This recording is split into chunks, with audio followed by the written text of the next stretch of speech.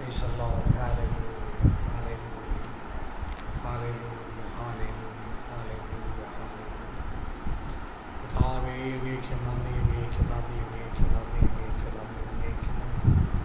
പരിശുദ്ധനെ നന്ദിയോടെ സ്തുതിക്കുന്നു, നന്ദിയോടെ സ്തുതിക്കുന്നു, നന്ദിയോടെ സ്തുതിക്കുന്നു. Thank you, Jesus. Thank you, Jesus. Thank you, Jesus. Thank you, Jesus. Thank you, Jesus. ദൈവത്തിന് നന്ദി, ദൈവത്തിന് നന്ദി, ദൈവത്തിന് നന്ദി, ദൈവത്തിന് നന്ദി, ദൈവത്തിന് നന്ദി. വിശുദ്ധ പിതാവേ, നന്ദിയോടെ വാഴ്ത്തുന്നു, വാഴ്ത്തുന്നു, വാഴ്ത്തുന്നു, വാഴ്ത്തുന്നു, വാഴ്ത്തുന്നു. കർത്താവേ, സ്തോത്രം, സ്തോത്രം, സ്തോത്രം, സ്തോത്രം, സ്തോത്രം, സ്തോത്രം, സ്തോത്രം, സ്തോത്രം. Thank you, Jesus. Thank you, Jesus. Thank you, Jesus. Thank you, Jesus.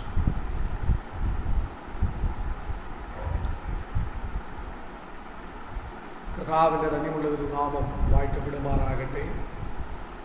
ഇടയൻ്റെ ശബ്ദം എന്ന ഈ ഫേസ്ബുക്ക് ലൈവിൽ കൂടി എന്നെ കേൾക്കുന്ന ഗ്രാഫേ മീഡിയ എന്ന ഫേസ്ബുക്ക് പേജിൻ്റെ എല്ലാ അംഗങ്ങൾക്കും ക്രിസ്തുയേശുവിൻ്റെ നാമത്തിലുള്ള എൻ്റെ സ്നേഹവന്ദനത്തെ ഞാൻ അറിയിക്കുന്നു. 2020 അതിൻ്റെ അവസാനത്തിലേക്ക് വേഗത്തിൽ ഓടിക്കൊണ്ടിരിക്കുന്നു. 2-ാം മാസത്തിൻ്റെ ആരംഭ ദിവസത്തിലാണല്ലോ നാം ഇന്നായിരിക്കുന്നത്. കഴിഞ്ഞ 11 മാസങ്ങളിലും നമ്മെ സംരക്ഷിച്ച പരിപാലിച്ച ദൈവത്തിന് സകല മഹത്വവും നന്ദിയും ഞാൻ കരയേറ്റുകയാണ്. എത്രയോ പേര് നമുക്ക് ചുറ്റും നമുക്ക് പരിചയമുള്ളവർ ഈ ലോകത്തിൽ നിന്ന് കൊറോണ എന്ന പകർച്ചവ്യാധിയാൽ മാറ്റപ്പെട്ടപ്പോൾ അനേകരിന്നും ആശുപത്രികളെ അഭയം പ്രാപിച്ചിരിക്കുമ്പോൾ നമുക്കുള്ളവരെ ദൈവത്തിൻ്റെ ആത്മാവിത്രത്തോളം പരിപാലിച്ചത് നാം എത്ര നന്ദി പറഞ്ഞാലും മതിയാകുകയില്ല. ദൈവസന്നിധിയിലേക്ക് പിന്നെയും സ്തോത്രത്തോടെ നമുക്ക് എടുത്തു വരാം. സർവശക്തനായ ദൈവം നമ്മെ സഹായിക്കുമാറാകട്ടെ. ഈ രാത്രിയിലെ ദൈവവചന ചിന്തയ്ക്കായി ഒരു വേദഭാഗം ഞാൻ നിങ്ങളുടെ മുൻപിൽ വായിക്കുന്നു. ഫിലിപ്പിയ ലേഖനം അതിൻ്റെ 2-ാം അധ്യായം 2-ാം വാക്യം. ഫിലിപ്പിയ ലേഖനം 2-ാം അധ്യായം 2-ാം വാക്യം. നിങ്ങൾ ഏക മനസ്സുള്ളവരായി ഏക സ്നേഹം പൂണ്ട് ഐക്യമത്യപ്പെട്ട് ഏകഭാവമുള്ളവരായി ഇങ്ങനെ എൻ്റെ സന്തോഷം പൂർണ്ണമാക്കുക. ഒരിക്കൽ കൂടി, നിങ്ങൾ ഏക മനസ്സുള്ളവരായി ഏക സ്നേഹം പൂണ്ട് ഐക്യമത്യപ്പെട്ട് ഏകഭാവമുള്ളവരായി ഇങ്ങനെ എൻ്റെ സന്തോഷം പൂർണ്ണമാക്കുക. നമ്മുടെ കണ്ണുകളെ ഒരു നിമിഷം ദൈവസന്നിധിയിൽ അടയ്ക്കാം. പരിശുദ്ധ പിതാവേ, നല്ല സമയത്തിനായി ഞങ്ങൾ അങ്ങേക്ക് നന്ദി പറയുന്നു. കർത്തൃഭാരമിടത്തിങ്കിലേക്ക് ഞങ്ങൾ ഒരുമിച്ചെടുത്തു വരുന്നു. ദൈവിക സാന്നിധ്യത്താൽ പിന്നെയും ഞങ്ങളെ നിറയ്ക്കണം. ഇടവരവിടത്തിങ്കിൽ ഞങ്ങളായിരിക്കുന്നത് ഞങ്ങളുടെ ഓരോരുത്തരുടെയും ജീവിതത്തിൽ പ്രയോജനത്തിന് കാരണമാക്കി തീർക്കണം. കർത്താവിൻ്റെ കരങ്ങളിലേക്ക് സമസ്ത വിഷയങ്ങളും ഞങ്ങൾ ഏൽപ്പിക്കുന്നു. പരിശുദ്ധയാത്മാവ് തന്നെ ശുശ്രൂഷയെ ഭരിച്ചു നടത്തിയാട്ട് മഹത്വം അങ്ങെടുക്കണം. യേശു ക്രിസ്തുവിൻ്റെ നാമത്തിൽ തന്നെ ആമേൻ. കർത്താവായ യേശു ക്രിസ്തുവിന് 12 ശിഷ്യന്മാരുണ്ടായി. ഒരുപാട് ശിഷ്യന്മാരുടെ വലിയൊരു ഗണം യേശുവിനുണ്ടായിരുന്നുവെങ്കിൽ തന്നെയും ശിഷ്യന്മാർ എന്ന് നാം പറയുമ്പോൾ എല്ലായ്പ്പോഴും നാം പറയുന്നത് ഈ 12 പേരെ കുറിച്ചാണ്. ഒരു രാത്രിയിലെ പ്രാർത്ഥനയ്ക്കപ്പുറം കർത്താവായ യേശു ക്രിസ്തു തിരഞ്ഞെടുത്ത 12 ശിഷ്യന്മാർ. അതിനകത്തു തന്നെ ഒരു ഇന്നർ സർക്കിൾ അല്ലെങ്കിൽ ഏറ്റവും അടുത്ത ശിഷ്യന്മാരെന്ന് പറയുന്നൊരു ഗണമുണ്ടായിരുന്നു എന്ന് നമ്മൾ കാണുന്നുണ്ട്. ഈ 12 ശിഷ്യന്മാർ, യേശുവിൻ്റെ ഈ 12 ശിഷ്യന്മാർ 3.5 ആണ്ടുകാലം യേശുവിനോട് കൂടെ നടക്കുകയും ശുശ്രൂഷയുടെ ഭാഗമാകുകയും ചെയ്ത ഈ 12 ശിഷ്യന്മാർ യേശുവിനോട് കൂടെ ആയിരുന്ന നാളുകൾ ഏക മനസ്സുള്ളവരായിരുന്നു. യഹൂദ പശ്ചാത്തലത്തിൽ ജനിച്ച, ഇസ്രായേലിൽ ജനിച്ച യഹൂദന്മാരായ 12 പേർ. ഈ 12 പേർക്കും വ്യത്യസ്തമായ സ്വഭാവങ്ങളായിരുന്നു ഉണ്ടായിരുന്നതെന്ന് വചനത്തിൽ വായിക്കുമ്പോൾ നമുക്ക് മനസ്സിലാക്കുവാൻ കഴിയും. സ്തോത്രം. 12 പേർക്കും 12 സ്വഭാവമായി. യേശുവിൻ്റെ ശിഷ്യന്മാരെ കുറിച്ച് സംസാരിക്കുമ്പോൾ ആദ്യം നമ്മുടെ മനസ്സിലേക്ക് ഓടി വരുന്നത് പത്രോസാണ്. എന്തായിരുന്നു പത്രോസിന്റെ സ്വഭാവം എന്ന് പറയുന്നത്? പത്രോസ് ഒരു ആവേശമുള്ള വ്യക്തിയാണ്, അല്ലേ? എന്തു കാര്യത്തിനും ചാടിക്കയറി മറുപടി പറയുന്ന, ചാടിക്കയറി ഉത്തരം പറയുന്ന, താൻ ആദ്യം മറുപടി പറയണമെന്ന് ചിന്തിക്കുന്ന ഒരു വ്യക്തിത്വത്തിനുടമയായിരുന്നു ആര്? പത്രോസ് എന്ന് പറയുന്നത്. എന്നെ കേൾക്കുന്ന നിങ്ങളിൽ ആരെങ്കിലും അങ്ങനെ ഒരു സ്വഭാവത്തിനുടമയാണെങ്കിൽ, ചിന്തിക്കാതെ സംസാരിക്കുന്ന വ്യക്തികളാണെങ്കിൽ, നിങ്ങളിൽ പത്രോസിന്റെ ഒരു സ്വഭാവം ഒളിഞ്ഞു കിടപ്പുണ്ട്.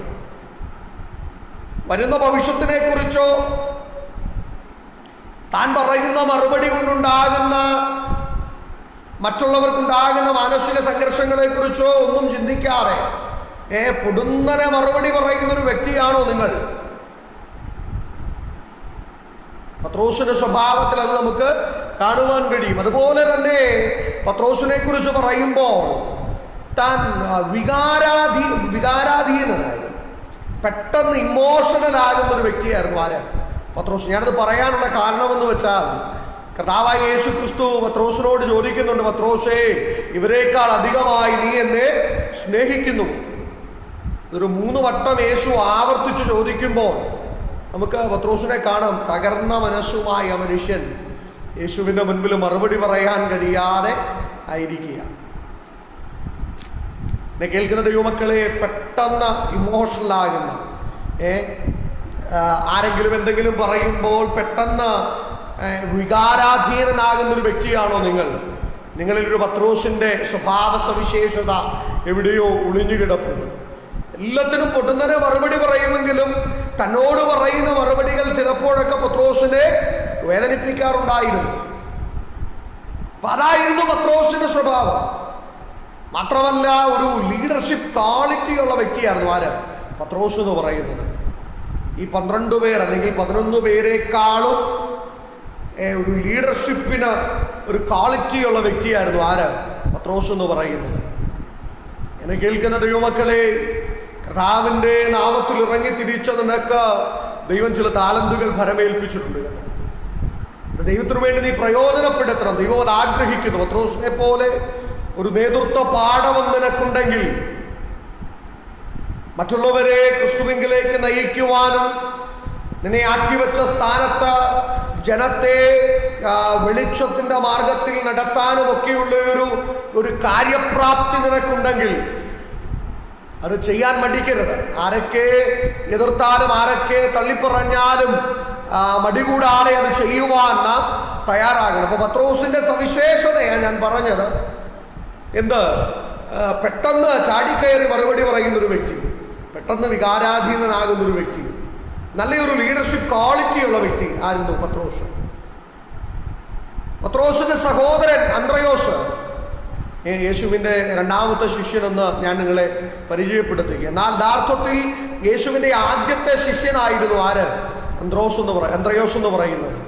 ആൻഡ്രൂ. യോഹന്നാൻ സ്നാപകൻ യേശുവിനെ കാണിച്ചു കൊടുത്തിട്ട് ലോകത്തിന്റെ പാപം ചുമക്കാനുള്ള ദൈവത്തിന്റെ കുഞ്ഞാടെന്ന് പറയുമ്പോൾ യേശുവിനെ ആദ്യം അനുഗമിച്ചതും പത്രോസിനെ ക്രിസ്തുവിങ്കലേക്ക് കൊണ്ടുവന്നതും ആരായിരുന്നു? അന്ത്രയോസ്. പക്ഷേ എല്ലായ്പ്പോഴും തന്റെ സഹോദരന്റെ നിഴലിൽ മറഞ്ഞു നിൽക്കാൻ താല്പര്യപ്പെട്ട ഒരു വ്യക്തിയായിരുന്നു ആര്? അന്ത്രയോസ് എന്ന് പറയുന്നത്. എല്ലായ്പ്പോഴും പത്രോസ് എന്ന പേരിന്റെ അപ്പുറമാണ് അന്ത്രയോസ് എന്ന പേര്. യഥാർത്ഥത്തിൽ യേശുവിങ്കിലേക്ക് പത്രോസിനെ കൊണ്ടുവന്നവൻ എന്ന നിലയിൽ മുൻപന്തിയിൽ വരേണ്ട വ്യക്തി എല്ലായ്പ്പോഴും എവിടെയായിരുന്നു? പിൻപിലായിരുന്നു, മറഞ്ഞു നിൽക്കുക. കാരണം എന്ന സ്ഥാനങ്ങൾക്ക് വേണ്ടി തനിക്കൊരു ആഗ്രഹമില്ല. അതായിരുന്നു അന്ത്രയോസിന്റെ ഒരു യോഗ്യത എന്ന് പറയുന്നത്. സ്ഥാനമാനങ്ങൾ അന്ത്രയോസ് മോഹിച്ചിട്ടില്ല. തന്നെ ഭരമേൽപ്പിച്ച ശുശ്രൂഷ, തന്നെ വിളിച്ച വിളി അത് ഭംഗിയായി ചെയ്തു തീർക്കണമെന്ന ഒരു താല്പര്യം മാത്രമേ ആർക്ക്? അന്ത്രയോസിനുണ്ടായിരുന്നുള്ളൂ. അതുകൊണ്ട് തന്നെ സദസ്സിലേക്ക്, വേദിയിലേക്ക് മുന്നോട്ട് വരാതെ മറഞ്ഞിരുന്ന് തന്റെ ശുശ്രൂഷകളെ ചെയ്തെടുപ്പാൻ താൻ ആഗ്രഹിച്ചു. എന്നെ കേൾക്കുന്ന നിങ്ങളിൽ പലരും ഒരുപക്ഷെ ഒരു ദൈവദാസന് ഉപരിയായിട്ട് ദൈവനാമത്തിനു വേണ്ടി പ്രയോജനപ്പെടുന്ന വ്യക്തിയായിരിക്കാം. എന്നാൽ ഒരുപക്ഷെ നിങ്ങൾക്കതിന്റെ അംഗീകാരമൊന്നും ലഭിച്ചിട്ടുണ്ടാകുകയില്ല. ഞാൻ നിങ്ങളോട് ആത്മാർത്ഥമായി വിളിച്ചു പറയാം, ഈ ലോകത്തിൽ ആര് നിങ്ങളെ അംഗീകരിച്ചില്ലെങ്കിലും, ആര് നിങ്ങളെ മാനിച്ചില്ലെങ്കിലും, നിങ്ങൾ ചെയ്യുന്നതും വില കൊടുക്കുന്നതും അറിയുന്ന ഒരു ദൈവമുണ്ട്. അന്ത്രയോസിനെ ആരൊക്കെ മറന്നുപോയാലും അന്ത്രയോസ് ചെയ്തതും അന്ത്രയോസിന്റെ പ്രവൃത്തിയും മറക്കാത്ത ഒരു കർത്താവുണ്ട്. സ്തോത്രം. പത്രോസ് എന്ന് പറയുന്ന ശക്തനായ ഒരു നേതാവിനെ സഭയ്ക്ക് സമ്മാനിച്ച വ്യക്തി ആര്? അന്ത്രയോസ് എന്ന് പറയുന്നത്. അല്ലെ, നമ്മുടെ പെന്തക്കോസ്ത് സമൂഹത്തിലെ ശക്തന്മാരായ പല ദൈവദാസന്മാരും വിശ്വാസത്തിലേക്ക് വരുവാൻ കാരണമായിരുന്നത് സാധാരണക്കാരായ വ്യക്തികളാണ്. അവര് അംഗീകാരങ്ങൾ ആഗ്രഹിച്ചിട്ടില്ല, പ്രശസ്തി ആഗ്രഹിച്ചില്ല. ഒരുപക്ഷെ എന്നെ കേൾക്കുന്ന നിങ്ങളും അങ്ങനെ ഒരു മനോഭാവമുള്ള വ്യക്തിയായിരിക്കാം. അംഗീകാരങ്ങൾ ആഗ്രഹിക്കാറ്, കർത്താവിന് വേണ്ടി എന്നെ ഏൽപ്പിച്ച താലന്ത് എങ്ങനെയെങ്കിലും ഒന്ന് വിനിയോഗം ചെയ്യണമെന്ന് ആഗ്രഹിച്ചു പ്രവർത്തിക്കുന്ന ഒരു വ്യക്തിയായിരിക്കാം. തീർച്ചയായും ആരൊക്കെ നിങ്ങളെ മറന്നു കളഞ്ഞാലും സർവശക്തനായ ദൈവം നിങ്ങളെ മറന്നു കളയുകയും. അടുത്ത ശിഷ്യനിലേക്ക് നമുക്ക് വരാം. യാക്കോബ്, സെബദിയുടെ മൂത്ത മകൻ, വലിയ യാക്കോബ് എന്ന് ചിലയിടങ്ങളിലൊക്കെ രേഖപ്പെടുത്തിയിട്ടുള്ള യോഹന്നാന്റെ ജ്യേഷ്ഠനായ യാക്കോബ്. എന്തായിരുന്നു യാക്കോബിന്റെ സ്വഭാവം? യാക്കോബിനും യോഹന്നാനും പൊതുവായൊരു സ്വഭാവം യേശു അവർക്കിട്ട പേരിൽ നമുക്ക് കാണുവാൻ കഴിയും, അല്ലെ? എന്താ? ഇടിമക്കൾ, ബൊവനേർഗസ്. യേശുവിനെ അനുഗമിക്കുന്നില്ല എന്ന് കണ്ട, യേശുവിന്റെ വചനം സ്വീകരിക്കുന്നില്ല എന്ന് കണ്ട ഒരു ജനതയെ തീയിറക്കി നശിപ്പിക്കുവാൻ എരിവോട് പറഞ്ഞ രണ്ടുപേര്. ഒരുപക്ഷെ നിങ്ങളും കർത്താവിന് വേണ്ടി എരിവോടെ നിൽക്കുന്ന വ്യക്തിയായിരിക്കും. സങ്കീർത്തനക്കാരൻ പറയുന്നുണ്ട്, ആലയത്തെ കുറിച്ചുള്ള എരിവ് എന്നെ തിന്നുകളയുന്നു. കർത്താവിനെ കുറിച്ച് ആരെങ്കിലും ദൂഷ്യമായി പറഞ്ഞാൽ, വചനം വിപരീതമായി കോട്ടിക്കളയുന്നത് കണ്ടാൽ മറുപടി പറയാൻ കഴിയാതെ, അല്ല മറുപടി പറയാതെ എങ്ങനെ ഇരിക്കുമെന്ന് ചിന്തിക്കുന്ന ഒരു വ്യക്തിയായിരിക്കാം നിങ്ങൾ. ഈ ഇടിമക്കളുടെ ആ ഒരു സ്വഭാവ സവിശേഷത നിങ്ങളിലുണ്ട്. അതുകൊണ്ടാണ് സ്തോത്രം പെട്ടെന്ന് പ്രതികരിക്കുന്നത്. യാക്കോബിനെ കുറിച്ച് പറയുമ്പോൾ അടുത്ത ചിന്തിക്കേണ്ട സവിശേഷമായ ഒരു കാര്യം ആദ്യത്തെ രക്തസാക്ഷിയാണ്. തന്റെ സ്വഭാവം മാറിയിട്ടില്ലായിരുന്നു. വെല്ലുവിളികളുടെ നടുവിലും യേശുവിനെ ഉയർത്താൻ മടിച്ച് പിന്മാറി നിന്നൊരു വ്യക്തിയല്ല യാക്കോബ്. ശക്തമായി സുവിശേഷം പറയുകയും ആദ്യത്തെ ക്രിസ്തീയ രക്തസാക്ഷിയായി തീരുകയും ചെയ്ത. പ്രവൃത്തികളുടെ പുസ്തകത്തിൽ നമ്മൾ കാണുന്നു, ഹെരോദാവ് യാക്കോബിനെ വാൾ കൊണ്ട് കൊന്നുകളഞ്ഞതായി. അപ്പോൾ എന്നെ കേൾക്കുന്ന ദൈവമക്കളെ, നിങ്ങളിൽ ആ ഒരു എരിവ്, തീഷ്ണതയുണ്ടെങ്കിൽ ഇടിമക്കളുടെ സ്വഭാവം നിങ്ങളിൽ മറഞ്ഞു കിടപ്പുണ്ട്. അതേ നിലയിൽ യോഹന്നാനെ ചിന്തിച്ചാൽ, എനിക്ക് യോഹന്നാനെ കുറിച്ച് പറയുമ്പോൾ ഏറ്റവും ഇഷ്ടമുള്ള ഒരു കാര്യം, യോഹന്നാന്റെ സുവിശേഷം പലയിടങ്ങളിൽ യോഹന്നാൻ തന്നെ രേഖപ്പെടുത്തി വെച്ചിരിക്കുക, യേശു സ്നേഹിച്ച ശിഷ്യൻ. യോഹന്നാൻ അങ്ങനെ വിളിക്കപ്പെടാൻ ആഗ്രഹിച്ചിരുന്നത്. പ്രധാന ശിഷ്യനെന്നല്ല, കൃപാവരപ്രാപ്തനെന്നല്ല,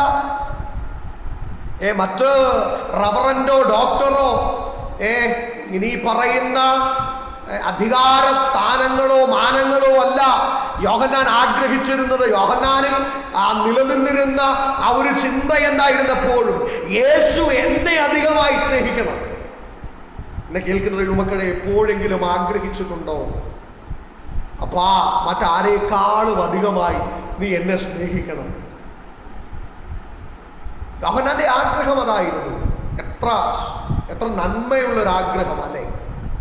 എനിക്ക് പ്രസിഡന്റ് ആകണമെന്നും സെക്രട്ടറി ആകണമെന്നും അതിനുവേണ്ടി എന്തും ചെയ്യാൻ മടിക്കാത്ത ഒരു സമൂഹം ഉടലെടുത്തു വരുന്ന ഈ കാലഘട്ടത്തിൽ എന്നെ കേൾക്കുന്ന ദൈവമക്കളെ, യോഹന്നാൻ നമുക്കൊരു മാതൃകയാകണം.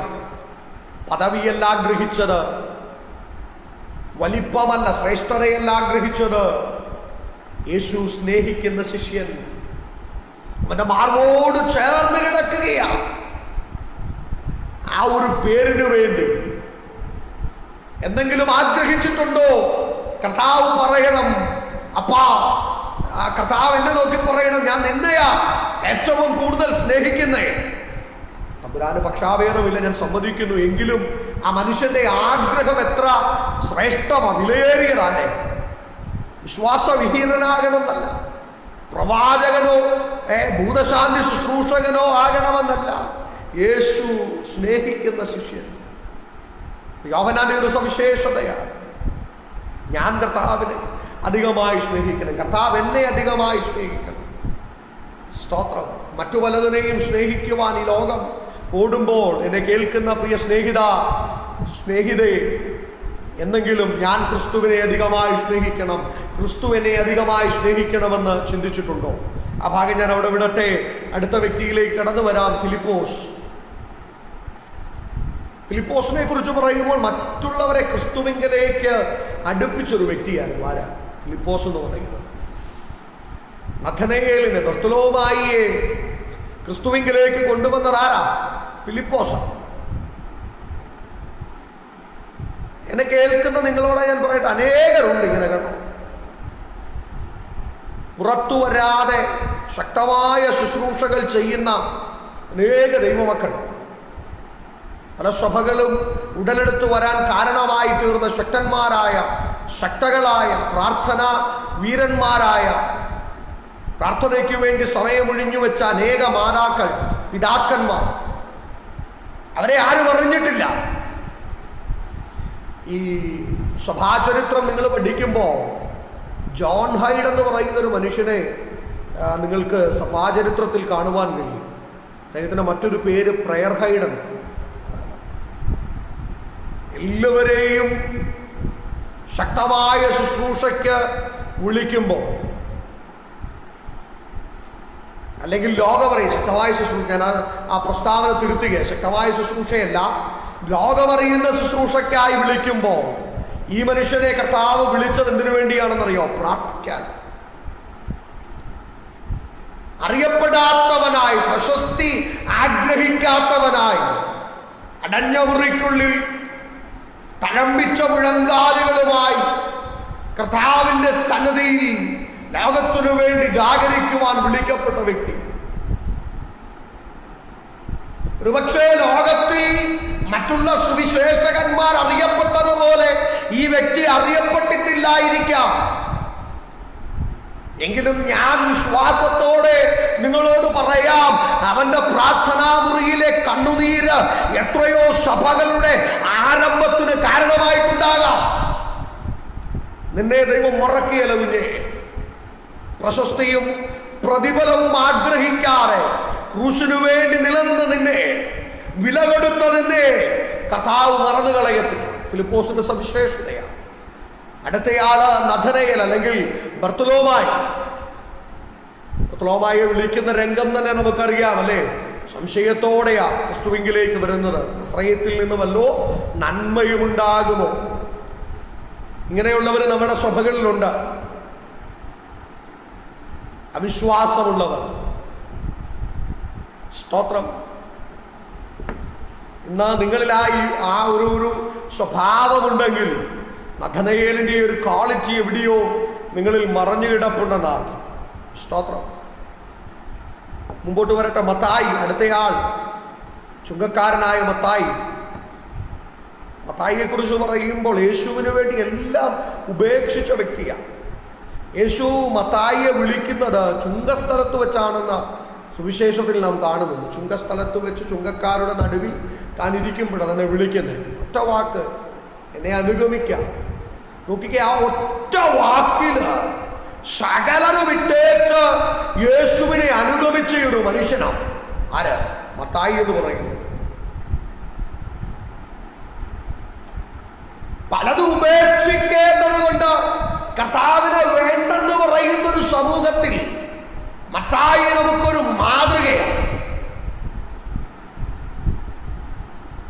ലോകസുഖം ഉപേക്ഷിക്കേണ്ടി വരും, അതുകൊണ്ട് എനിക്ക് കർത്താവിനെ വേണ്ട. മറ്റു പലതും വേണ്ടെന്ന് വെക്കേണ്ടി വരും, അതുകൊണ്ട് എനിക്ക് യേശുവിനെ വേണ്ട എന്ന് പറയുന്ന സമൂഹത്തിന്റെ നടുവിൽ എന്നെ അനുഗമിക്ക എന്ന കർത്താവിന്റെ ഒരു വിളിയിൽ സകലതും ഉപേക്ഷിച്ച് അവനെ പിൻപറ്റിയ വ്യക്തി. എന്നെ കേൾക്കുന്ന ദൈവമക്കളെ, ഒരുപക്ഷേ യേശുവിന് വേണ്ടി ഇറങ്ങിത്തിരിച്ചപ്പോ നിനക്ക് പലതും നഷ്ടമായിട്ടുണ്ടാകും. ബന്ധങ്ങൾ, സമ്പാദ്യങ്ങൾ, സ്ഥാനമാനങ്ങൾ, അധികാരങ്ങൾ. എന്നെ അനുഗമിക്ക, എന്റെ വേല ചെയ്യുക എന്ന ഒറ്റ വാക്കിനായിരിക്കാം നീ വിട്ടുകളഞ്ഞിട്ട് പോന്നത്. രാത്രിയിൽ ഞാൻ ആത്മാവിൽ നിങ്ങളോടായി ഒരു ദൂത് വിളിച്ചു പറയാം. നിങ്ങൾ നഷ്ടപ്പെടുത്തിയതിന് ഇരട്ടിയായി മടക്കിത്തരുന്ന ഒരു ദൈവമുണ്ട്. ആണ്ടുകൾ കഴിഞ്ഞിട്ടും ക്രിസ്തുവിന്റെ ക്രൂശീകരണത്തിനും പുനരുദ്ധാനത്തിനും 2000 ആണ്ടുകൾക്കപ്പുറവും മത്തായി എന്ന പേര് ഈ ലോകത്ത് സംസാരിക്കപ്പെടുന്നുണ്ടെങ്കിൽ വില കൊടുത്തവന് ലഭിക്കുന്ന ആദരവാണ്. അതുകൊണ്ട് ഇന്ന് നീ വില കൊടുത്ത കർത്താവിന് വേണ്ടി ഇറങ്ങിത്തിരിച്ചതെങ്കിൽ കുഞ്ഞേ, നിന്നെ ആദരിപ്പാൻ ദൈവത്തിന് പദ്ധതിയുണ്ട്. അടുത്തയാളിലേക്ക് ഞാൻ വേഗത്തിൽ കടന്നു വരട്ടെ. തോമസ്. എന്താ തോമസിന്റെ പ്രത്യേകത? സംശയം. എല്ലാവരും യേശുവിനെ കണ്ടു എന്ന് പറയുമ്പോഴും തോമസ് പറയുന്നത് എന്താ? അവന്റെ വിലാപ്പുറത്ത് വിരലിടാതെ, അല്ലേ, അവന്റെ മുറിഞ്ഞ ആ കയ്യിൽ വിരലിടാതെ ഞാൻ വിശ്വസിക്കുകയില്ല. ചിലർ അങ്ങനെ കേട്ടോ, വിശ്വസിക്കാൻ അല്പം പാടാ. എന്നാൽ വചനം പറയുന്നു, നിങ്ങൾ കാണാതെ വിശ്വസിക്കണം. വിശ്വാസം എന്നൊരു ആശിക്കുന്നതിന്റെ ഉറപ്പും കാണാത്ത കാര്യങ്ങളുടെ നിശ്ചയവുമാകുന്നു. ഒരു കാര്യം കണ്ടാൽ പിന്നെ വിശ്വസിക്കേണ്ട കാര്യമില്ലല്ലോ. കാണാതെ നിങ്ങൾ ഒരു കാര്യമുണ്ടെന്ന് സങ്കല്പിക്കുന്നതിനെയാ എന്താ വിശ്വാസം എന്ന് പറയുന്നത്. കണ്ടു കഴിഞ്ഞാൽ പിന്നെ സങ്കല്പിക്കേണ്ട കാര്യമില്ല, ഓൾറെഡി അത് കണ്ടു. തോമസിന്റെ ഒരു പ്രത്യേകതയായിരുന്നു, എല്ലാം കണ്ടിട്ടേ വിശ്വസിക്കൂ, തൊട്ടറിഞ്ഞ് വിശ്വസിക്കുക.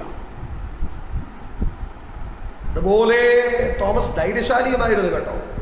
ലാസർ മരിച്ചു എന്നറിഞ്ഞ് കർത്താവ് പോകാമെന്ന് പറയുമ്പം തോമസ് പറയുന്നൊരു വാക്യമുണ്ട്, വരിക, നമുക്കും പോകാം. അവൻ്റെ കൂടെ മരിക്കേണ്ടി വന്നാലും ക്രിസ്തുവിന് വേണ്ടി മരിക്കാൻ സന്നദ്ധതയുള്ള വ്യക്തിയായിരുന്നു ആര്?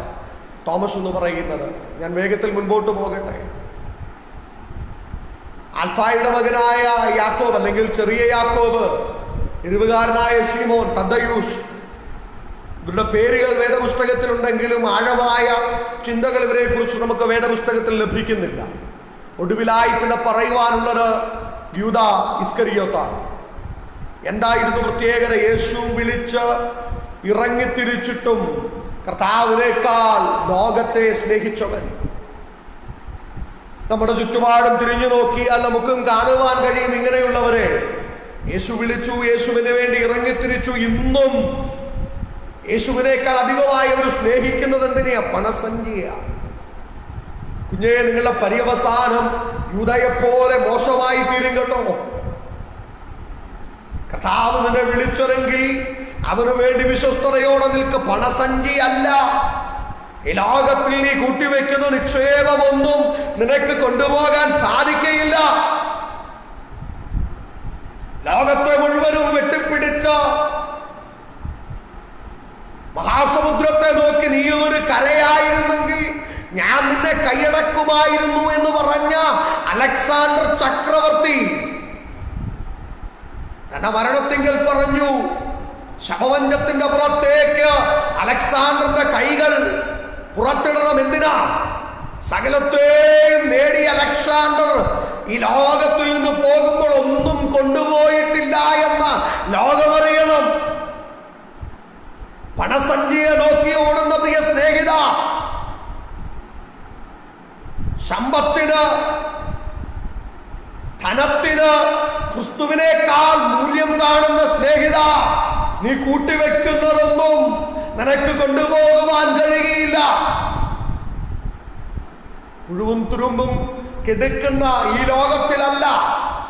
യെസ്, ഉയരത്തിലുള്ളത് ചിന്തിപ്പാൻ ദൈവാത്മാവ് നമ്മെ സഹായിക്കണം. നോക്കിക്കേ, യേശുവിന്റെ 12 ശിഷ്യന്മാർ, 12 സ്വഭാവമുള്ളവർ. എന്നാൽ ഈ 12 സ്വഭാവമുള്ളവരും പെന്തക്കോസ്ത് നാൾ വന്നപ്പോൾ, അഭിഷേകങ്ങളുടെ മേൽ വ്യാപരിച്ചപ്പോൾ ഈ 12 പേരുടെയും സ്വഭാവങ്ങൾ മാറിയിട്ട് അവരേക സ്വഭാവമുള്ളവരായി തീർന്നു.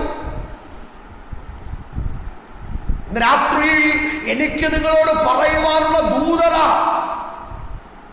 ക്രിസ്തുവിനെ അറിയുന്നതിന് മുൻപ് രക്ഷയുടെ അനുഭവത്തിൽ കടന്നു വരുന്നതിന് മുൻപ് എനിക്കും നിങ്ങൾക്കും പല സ്വഭാവങ്ങൾ ഉണ്ടായിരുന്നു. പറയാൻ പാരമ്പര്യവും പാരമ്പര്യത്തിന്റെ സ്വഭാവ സവിശേഷതകളും ഉണ്ടായിരുന്നു. എന്നാൽ നീ കർത്താവിനെ അറിഞ്ഞ് ആത്മാഭിഷേകം പ്രാപിച്ച് അവന്റെ അരികിലേക്ക് വരുമ്പോൾ കുഞ്ഞേ, നിന്നിൽ പുതുക്കമുണ്ടാകണം. വൈവിധ്യമാർന്ന 12 സ്വഭാവക്കാർ ആത്മാഭിഷേകം വന്നപ്പോ ഏക സ്വഭാവമുള്ളവരായി തീർന്നതുപോലെ എന്നിലും നിങ്ങളിലും ഒരേ സ്വഭാവം ഉണ്ടാകണം. ഇല്ല, കർത്താവിനെ എറിഞ്ഞിട്ടും അഭിഷേകം പ്രാപിച്ചു എന്ന് അവകാശപ്പെടുമ്പോഴും നീ ഇന്നും നിന്റെ പാരമ്പര്യത്തെ മുറുകെ പിടിച്ചുകൊണ്ടിരിക്കുകയാണെങ്കിൽ, എന്റെ അപ്പൻ അങ്ങനാ, പാപ്പൻ അങ്ങനാ, ഞങ്ങളുടെ കുടുംബക്കാരിങ്ങനെ, ഇതൊക്കെയാ നീ പറയുന്നതെങ്കിൽ കുഞ്ഞേ, നീ പ്രാപിച്ച അഭിഷേകത്തെ ഒന്നുകൂടി ശോധന ചെയ്ത് നോക്കണം. നാം വായിച്ച വാക്യം എന്താ പറഞ്ഞത്? അപ്പോസ്തലനായ പൗലോസ് ഫിലിപ്പിയ സഭയോട് പറയുകയാ, എന്താ? നിങ്ങൾ ഏക മനസ്സുള്ളവരായി, like minded, you should have one mind. നിങ്ങൾ ഒരു മനസ്സുള്ളവരാകണം. അതിന്റെ താഴോട്ട് വായിച്ചു വരുമ്പോൾ ആ ഒരു മനസ്സ്, ആ ഒരു മൈൻഡ് ഏതാണെന്ന് 5-ാം വാക്യത്തിൽ പറയുക. ഏതാ മൈൻഡ്? ക്രിസ്തുവേശുവിലുള്ള അതേ ഭാവം തന്നെ. എന്നെ കേൾക്കുന്ന പ്രിയ സ്നേഹിത, എനിക്കും നിങ്ങൾക്കും ഉണ്ടാകേണ്ടുന്ന ഭാവമേതാ? നമുക്കുണ്ടാകേണ്ടുന്ന മൈൻഡ് ഏതാ? ക്രിസ്തുവേശുവിലുള്ള അതേ ഭാവം തന്നെ. എന്നിട്ട് പൗലോസ് പറയുന്നത് എന്താ? അവൻ സ്തോത്ര പിതാവിനോട് കൂടെയുള്ള സമത്വം മുറുകെ പിടിക്കാതെ താണലോകത്തിലേക്ക് ഇറങ്ങി വന്നു. നോക്കിക്കേ, ലോകത്തിന്റെ വിടുതലായി തൃത്വത്തിൽ ഒരു യൂണിറ്റിയിൽ അവർ തമ്മിൽ ഒരു തീരുമാനം, ഏകമനസ്സുള്ളവരായി ഒരു തീരുമാനമെടുക്കുക. യശയ്യാപ്രവാചകന്റെ പുസ്തകത്തിൽ നാം കാണുന്നു, ആരെ ഞാൻ അയക്കേണ്ടു എന്നൊരു ചോദ്യം. ആ ചോദ്യത്തിന് നടുവിൽ പുത്രൻ സ്വയം സമർപ്പിക്കുക. അടിയനിതാ, അടിയനെ അയക്കേണമേ. പിതാവിന്റെ ഇഷ്ടത്തിന്, പരിശുദ്ധാത്മാവിന്റെ ഇഷ്ടത്തിന് പുത്രൻ ഏകീഭവിക്കുക. ആ യൂണിറ്റി ബ്രേക്ക് ചെയ്യാതെ ഏക മനസ്സുള്ളവരായി അതേ ഭാവം ആരുണ്ടാകണം? നമ്മിലും ഉണ്ടാകണം. കർത്താവിനെ അറിഞ്ഞിട്ടും എനിക്കും നിങ്ങൾക്കും ആ ഭാവമില്ലെങ്കിൽ ഒന്നുകൂടി ശോധന ചെയ്ത് നോക്കേണ്ടത് ആവശ്യമാണ് കേട്ടോ. നമ്മുടെ നിൽപ്പ് ശരിയാണോ എന്ന് 1 കൊരിന്ത്യർ ലേഖനം 1-ാം അധ്യായം 10 മുതൽ വായിക്കുമ്പോൾ നമുക്കത് കാണുവാൻ കഴിയും. സഹോദരന്മാരെ, നിങ്ങളെല്ലാവരും ഒന്നു തന്നെ സംസാരിക്കുകയും നിങ്ങളുടെ ഇടയിൽ ഭിന്നത ഭാവിക്കാതെ ഏക മനസ്സിലും ഏകാഭിപ്രായത്തിലും യോജിച്ചിരിക്കുകയും വേണമെന്ന് ഞാൻ നിങ്ങളെ നമ്മുടെ കർത്താവായ യേശു ക്രിസ്തുവിന്റെ നാമം ചൊല്ലി പ്രബോധിപ്പിക്കുന്നു. എന്താ പറഞ്ഞേ? നിങ്ങളെല്ലാവരും ഒന്നു തന്നെ സംസാരിക്കുകയും നിങ്ങളുടെ ഇടയിൽ ഭിന്നത ഭാവിക്കും, ഏക മനസ്സിലും ഏകാഭിപ്രായം. ഹല്ലേലൂയ. 12 സ്വഭാവ സവിശേഷതകളുള്ളവർ ആത്മാവ് വന്നപ്പോൾ ഏകമനസ്സുള്ളവരായി തീർന്നുവെങ്കിൽ, അല്ലെ? അതിനുശേഷം പത്രോസ് എഴുന്നേറ്റ് നിന്ന് ജനത്തോട് സംസാരിക്കുമ്പോൾ 11 പേരുടെയും വായായിട്ടാണ് സംസാരിക്കുന്നത്. സുന്ദരമെന്ന ദേവാലയ ഗോപുരത്തിന്റെ മുൻപിൽ ചെല്ലുമ്പോൾ എന്നെ നോക്കാനല്ല പത്രോസ് പറയുന്നത്, ഞങ്ങളെ നോക്കുക. നോക്കിക്കേ, അവിടെ ഭിന്നതയില്ല, ഏക മനസ്സുള്ളവരായി തീർന്നു. എങ്ങനെ? ആത്മാവ് വന്നപ്പോൾ. വചനം പറയുന്നു, പഴയത് കഴിഞ്ഞുപോയി, ഇതാ സകലതും. യെസ്, നിന്നിൽ ആ പുതുക്കം നടന്നിട്ടില്ല എങ്കിൽ ഒന്നുകൂടി ശോധന ചെയ്യണമേ, ഒന്നുകൂടി വിലയിരുത്തണമേ. ദൈവം അത് ആഗ്രഹിക്കുന്നു, നമ്മിലൊരു മാറ്റം, ഒരു രൂപാന്തരം സംഭവിക്കുവാൻ. ഒരുപക്ഷേ സഭയിൽ ഭിന്നതയുണ്ടാക്കുന്ന, കലക്കമുണ്ടാക്കുന്ന ഒരു വ്യക്തിയാണ് നിങ്ങളെങ്കിൽ, ഞാൻ ഇങ്ങനെ എന്നാണ് നിങ്ങൾ അവകാശപ്പെടുന്നതെങ്കിൽ ഞാനൊന്ന് തിരുത്താൻ ആഗ്രഹിക്കുക. ആത്മാവ് വരുമ്പോൾ നിങ്ങൾക്കൊരു മാറ്റമുണ്ടാകണം. ഞാൻ പണ്ട് മുതലേ ഇങ്ങനെയാണ് എന്നാ അവകാശപ്പെടുന്നതെങ്കിൽ അതിനൊരു മാറ്റം അഭിഷേകം വെളിപ്പെടുമ്പോൾ സംഭവിക്കണം.